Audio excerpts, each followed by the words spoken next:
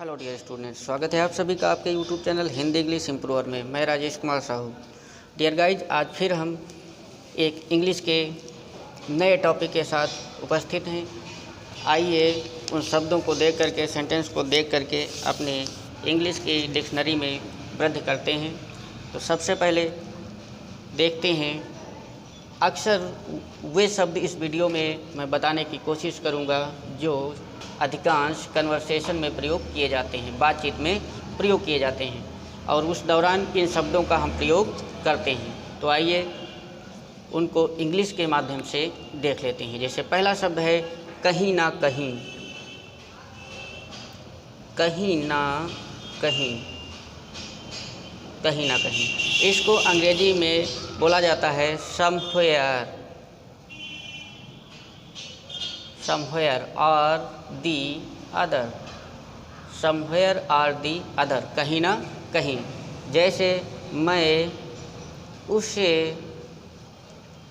कहीं ना कहीं ढूंढ लूँगा, मैं उसे कहीं ना कहीं ढूंढ लूँगा। आई शैल फाइंड हिम या हर समवेयर और दी अदर, मैं उसे कहीं ना कहीं ढूंढ लूँगा। अगला शब्द देख लेते हैं, किसी ना किसी। किसी ना किसी, इसको इंग्लिश में समवन और दी अदर, समवन और दी अदर, इसको बोला जाता है। सेंटेंस में देख लेते हैं, जैसे तुमने यह किसी ना किसी को बताया है। तुमने यह किसी ना किसी को बताया है। तो किसी ना किसी के लिए यहाँ पर समवन और दी अदर का प्रयोग होता है। You have told this, you have told this to someone or the other, तुमने यह किसी न किसी को बताया है। तो you have told this to someone or the other। और अगला देख लेते हैं, जैसे तैसे। जैसे तैसे, इसके लिए अंग्रेजी somehow प्रयोग की जाती है। जैसे सेंटेंस में देख लेते हैं, जैसे तैसे वह पास हो गया। जैसे तैसे वह पास हो गया है। He has passed somehow, जैसे तैसे वह पास हो गया है। और अगला देख लेते हैं, कभी ना कभी। कभी ना कभी, और कभी ना कभी के लिए इंग्लिश में वर्ड आता है सम time or the other, some time or the other, कभी ना कभी। जैसे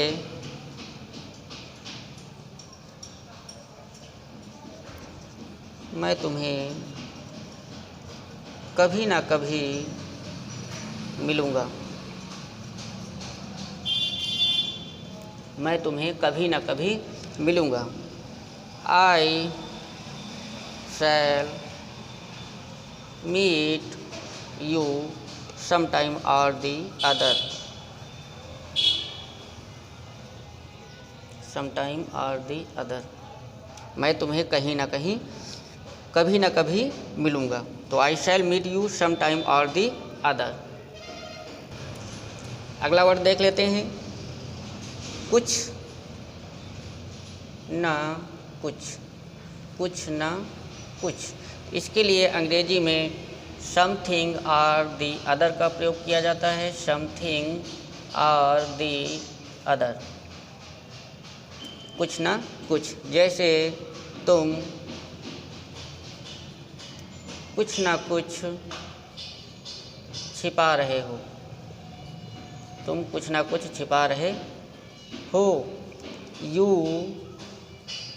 are hiding something or the other. तुम कुछ ना कुछ छिपा रहे हो, you are hiding something or the other. और आगे अगला शब्द देख लेते हैं, आज नहीं तो कल।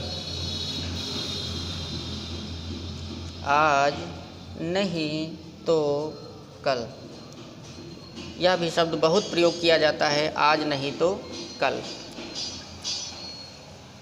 इसके लिए अंग्रेजी में सूनर और लेटर का प्रयोग किया जाता है। सेंटेंस में देख लेते हैं, जैसे आज नहीं तो कल मुझे मेरा प्यार मिलेगा। आज नहीं तो कल मुझे मेरा प्यार मिलेगा।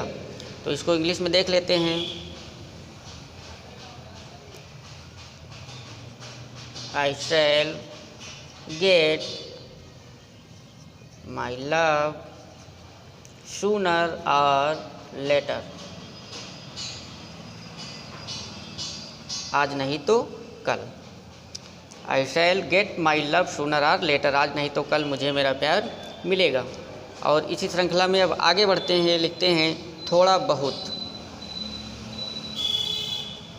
थोड़ा बहुत, थोड़ा बहुत के लिए अंग्रेजी में ए लिटिल बिट का प्रयोग किया जाता है, ए लिटिल बिट। सेंटेंस में देख लेते हैं, जैसे थोड़ा बहुत खा लीजिए। थोड़ा बहुत खा लीजिए। जैसे कोई गेस्ट आता है, आप लोग सर्व करते हैं तो उनसे कहते हैं प्लीज़ थोड़ा ही खा लीजिए, थोड़ा बहुत खा लीजिए। ईट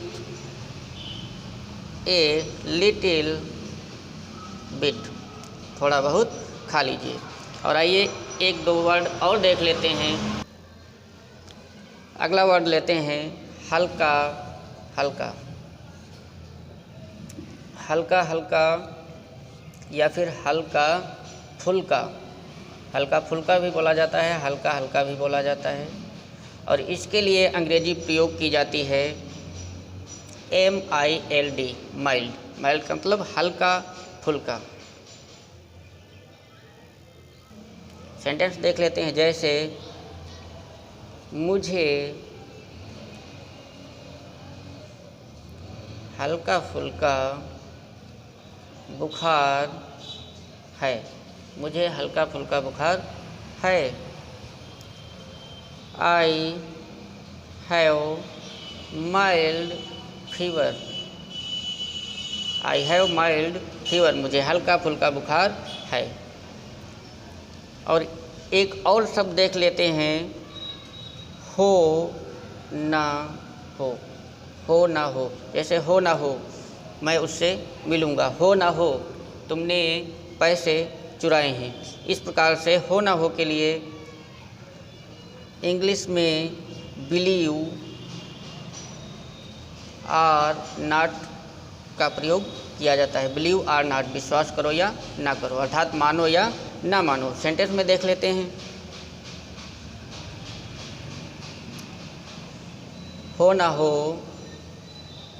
तुमने रुपए चुराए हैं।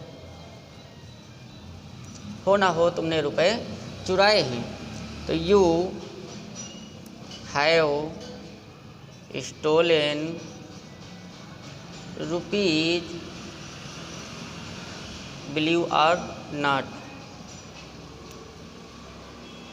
बिलीव आर नॉट, विश्वास करो या ना करो। इसको हम आगे भी लिख सकते हैं, फर्स्ट में इसको यूज कर सकते हैं, बिलीव आर नॉट, विश्वास करो या ना करो। हो ना हो तुमने पैसे चुराए हैं। You have stolen rupees.